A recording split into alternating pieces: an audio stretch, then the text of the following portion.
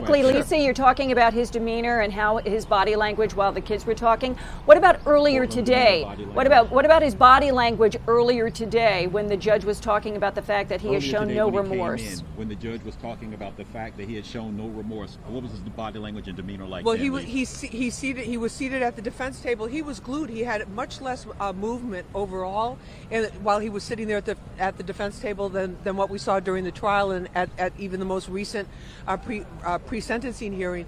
And he was basically very intent, focused, very, very somber. But when he did walk in the first time in the very beginning this morning, he turned to the crowd. The courtroom was the most packed that they have allowed. They had to bring in folding chairs in the aisle. Wow. There were 4 rows of him for family and close friends.